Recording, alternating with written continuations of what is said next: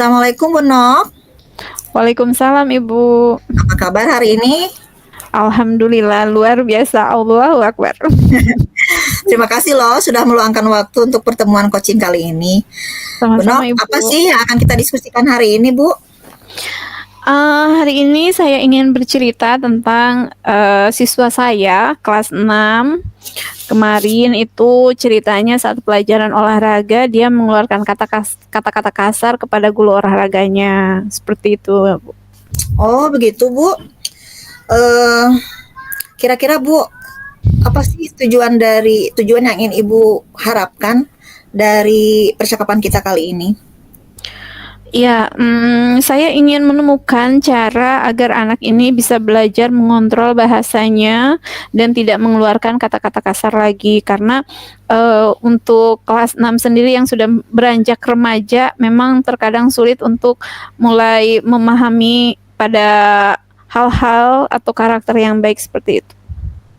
Baik Bu Nok, jadi intinya Bu Nok ingin agar bagaimana Ibu dapat membantu anak ini ya Bu ya, untuk lebih mengontrol bahasanya, kemudian meningkatkan kesadarannya tentang pentingnya itu sopan santun ya Bu. Betul sekali. Kira-kira hasil seperti apa sih yang ingin Ibu lihat dalam beberapa minggu ke depan Bu? Saya ingin melihat anak ini bisa lebih memahami, mengenali emosinya, kemudian dia tahu sebelum bereaksi ini apa nanti sebab akibatnya ketika bereaksi.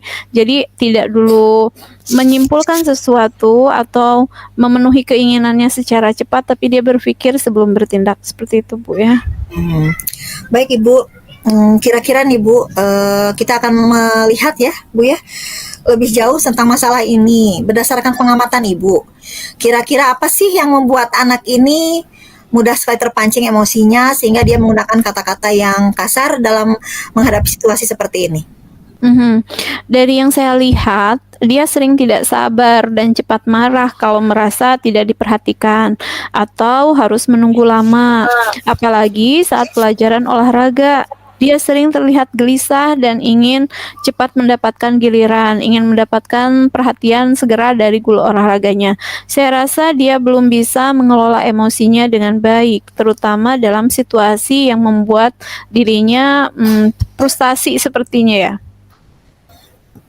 Nah Ibu, setelah Ibu mengamati seperti ini, apakah Ibu pernah berbicara langsung Bu dengan anak ini setelah kejadian untuk bisa memahami perasaannya? Ya, saya sempat berbicara sebentar dengannya karena saat itu kondisinya sudah mulai cooling down ya, dan dia bilang dia merasa tidak adil harus menunggu terlalu lama, tapi dia juga terlihat menyesal setelah kejadian itu. Dari sini tampaknya ada masalah dalam hal mengelola frustasi dan emosi dari anak tersebut, serta mungkin kurangnya pemahaman tentang cara berkomunikasi dengan baik ketika menghadapi situasi yang menurut dia kurang menyenangkan. Baik Bu. Menurut Ibu nih, rencana aksi yang seperti apa yang akan Ibu lakukan selanjutnya? Saya berpikir untuk mulai mengajarinya teknik mengelola emosi, mungkin dengan menggunakan teknik stop ya, atau dengan misalnya dengan cara menarik napas dalam atau menghitung sampai 10 sebelum dia bereaksi. Ini hal yang sederhana. Saya juga ingin memberinya pengertian tentang pentingnya menunggu giliran dan menghormati orang lain. Aduh bagus sekali ya Bu. Kira-kira masih ada nggak Bu yang bisa Ibu lakukan selain langkah-langkah yang tadi? Sepertinya berlatih komunikasi yang lebih efektif ya Bu ya, agar si anak ini bisa lebih memahami bagaimana cara berkomunikasi dengan benar, tanpa harus dengan emosi. Tentu emosi yang negatif ya, sampai marah-marah seperti itu. Misalnya melalui simulasi atau diskusi tentang bagaimana berbicara ketika menghadapi situasi yang membuatnya marah, atau bagaimana kita memberikan pengertian mungkin dengan kisah inspiratif dan lain sebagainya agar anak yang masa remaja ini kan sulit ya kita kasih tahu, takut salah gitu ya. Tapi dengan cara mengisahkan sesuatu mungkin kita harus melakukan pendekatan yang lebih intensif gitu ya Bu. Oh iya bagus. Kira-kira kapan Bu waktu yang tepat Ibu melakukan ini? Saya akan mencari waktu Secepatnya mungkin ya Bu ya, karena, jika dibiarkan khawatirnya anak ini malah salah persepsi nantinya dikira dia dimarahin oleh guru olahraganya, padahal kami hanya sekedar menasehati dan menegur dia gitu ya. Saya mungkin bisa memberikan contoh dialog yang baik dalam situasi serupa agar dia punya gambaran bagaimana seharusnya bereaksi ketika menghadapi masalah seperti ini. Ah, ya Bu, tapi kita kan memang harus memastikan ya Bu ya, apakah, rencana Ibu ini akan berjalan lancar. Nah, kira-kira untuk memastikan itu, apa sih yang akan Ibu lakukan secara rutin agar bisa memonitor perkembangan anak ini?